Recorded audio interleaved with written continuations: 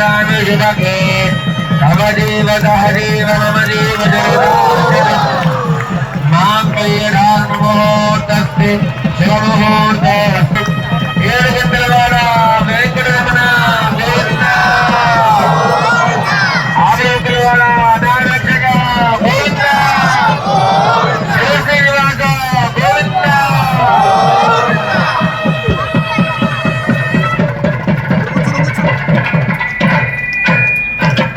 ఇప్పుడు అలాంటి అక్షతలు అంటే ఏమిటంటే పసుపుతో కలిపిన బియ్యం అవి మాత్రమే పోసుకోవాలి. ప్రధానంగా వివాహంలో 4 ప్రమాణాలు ఉంటాయండి. ఏముంటాయి? 4 ప్రమాణాలు ఉంటాయి. అవి మీరు చెబుతూ కామః సమృద్ధ్యత వాయించండి. పిడికి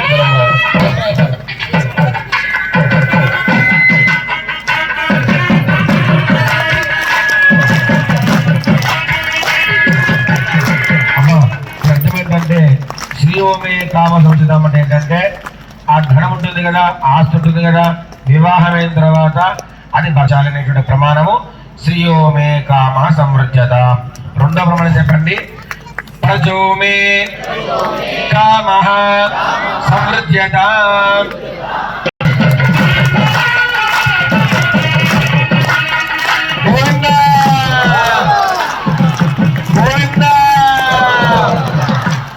ఏంటంటే భార్యాభర్తకు ఇద్దరు వెరువైనా కూడా ఇద్దరు ఒకటే. వారి మధ్యకి మూడవ వ్యక్తికి ఆస్కారం ఉండకూడదు. ఎంత గొప్ప పెద్ద కామ సమృద్ధత అంటే పబ్లిక్ వెళ్ళినప్పుడు ఆలు మగలంటే వీళ్ళు యజ్ఞోమే కామ సమృద్ధత.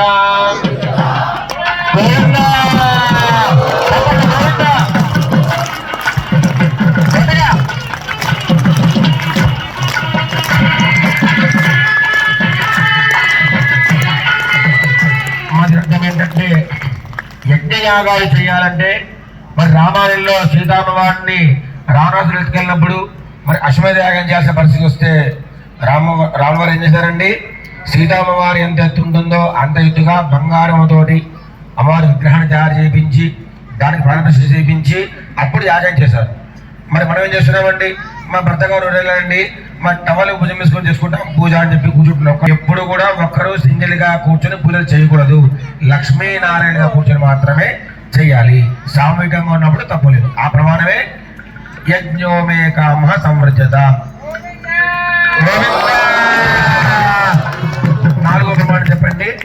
పశవోమే కామ సమృద్ధత.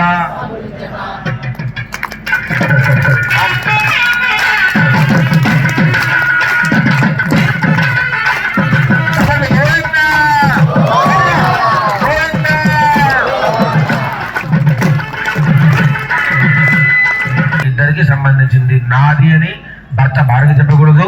ఇది మా తల్లిగారి ఆస్తి అని చెప్పేసి భార్య భర్త చెప్పడానికి కూడా వీలు లేదు అని చెప్పే ప్రమాణమే 4వ ప్రమాణం. వాయించాలి.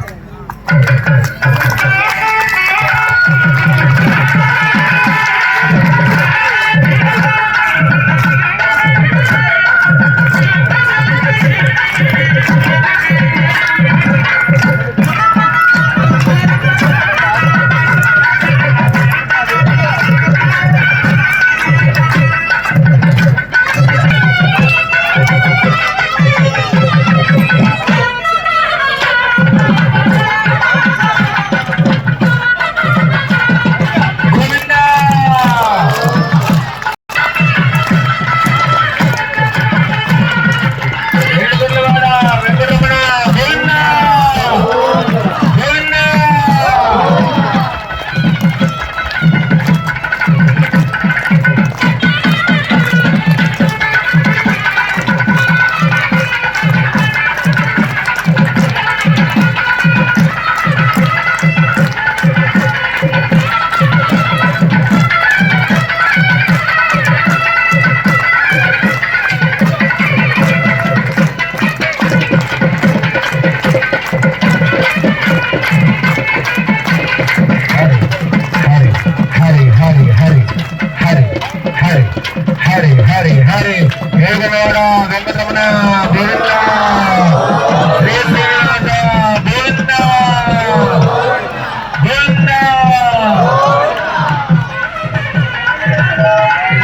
దేవాయ మంత్రేణ